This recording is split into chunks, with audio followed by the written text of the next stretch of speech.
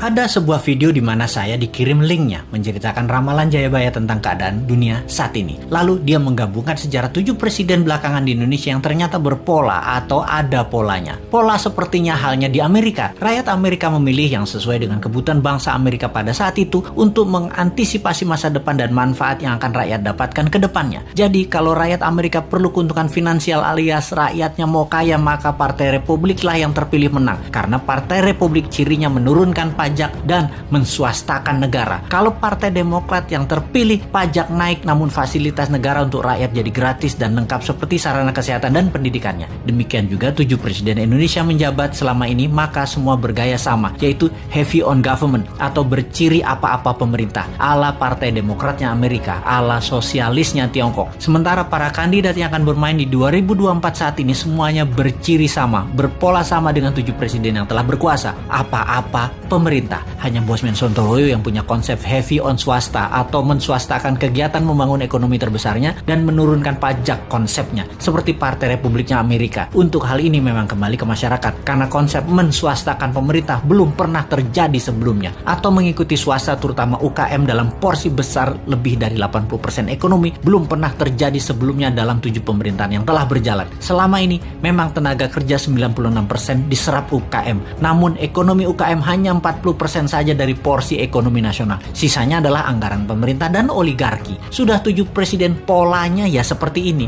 Belum pernah UKM naik kekuatannya menjadi menguasai ekonomi ke 80% atau naik 100% dari sekarang, atau 2 kali lipat kekuatan ekonomi saat ini yang bisa membuat GDP per kapita naik dari $4.000 menjadi $8.000 dalam sekejap. Sungguh, kalau mau UKM menang, juga pajak turun. Ya tidak pakai siapapun yang mencalonkan di 2024 yang saat ini ada di etalase calon presiden. Tapi entah bagaimana, bangsa Indonesia apakah mau berubah atau tetap, ya belum tahu juga. Apakah efek corona yang meluluh lantakkan ekonomi saat ini dan mengambiarkan kesehatan masyarakat saat ini yang dikelola oleh pemerintah yang menjabat atau oleh masyarakat masih layak menjabat ke depannya di tahun 2024? Ya terserah rakyat. Jadi kita biarkan sampai 3 tahun ke depan aja. Kita lihat di tahun 2024 akankah memilih calon dari yang ada di etalase saat ini yang berciri sama dengan 7 presiden yang lalu, atau pilih calon-calon baru yang berciri baru bahkan beda seperti ala Sontoloyo misalnya. Tentunya bukan Bosman ya, dia mah nggak pantas, orang pedagang recehan dan provokator doang bisanya. Ciri presiden yang lalu-lalu adalah kuat hutang pinjaman dari negara lain. Dulu banyaknya ke IMF, sekarang malah 2, IMF dan Tiongkok. Dan nanti kalau yang jadi salah satu dari kandidat yang ada,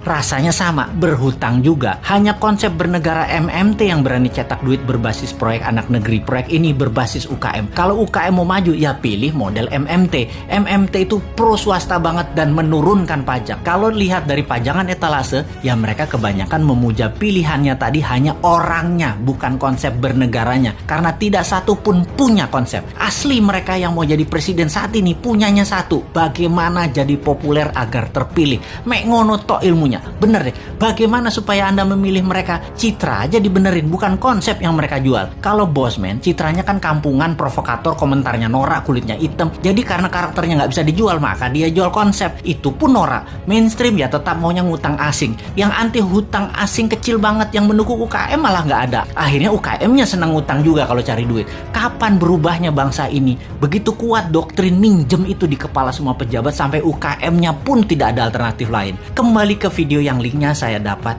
dan saya nonton, ternyata Satrio Piningit atau kesatria yang dipingit itu keluar ketika ada goro-goro atau malapetaka dahsyat menghancurkan negara dan dunia. Saat ini virus corona dianggap goro-goro. Lalu ketika goro-goro terjadi, ada kesatria yang suaranya saja muncul, wajahnya dan penampilannya dipingit tidak muncul, yaitu Bosman. Jadi kesatria yang dipingit tadi adalah kesatria yang terus-menerus memberikan arahan, solusi, dan sosoknya dipingit, diumpetin, yang penting pesannya tercapai. Lalu pola kepemimpinan nasional yang lengkap menjabat. Pak Karno itu Majapahit atau Jawa Timuran, Pak Harto itu Jawa Tengah atau Mataraman, Pak SBY itu Majapahit, Pak Jokowi itu Mataraman, dan Bosman itu Jawa Timuran Majapahit. Begitu pola penggantinya seharusnya. Abis Mataram ya Majapahit. Dan sekali lagi sahabat, kedua informasi terakhir itu lebih ngaco lagi sahabat dari MMT-nya Bosman dan pro swastanya Bosman. Wes, sekarang kita semua sing sehat, selamat, tinggikan imunitas dengan banyak guyon-guyon segar. Jangan urusi Bosman. Bosman memang jancuk.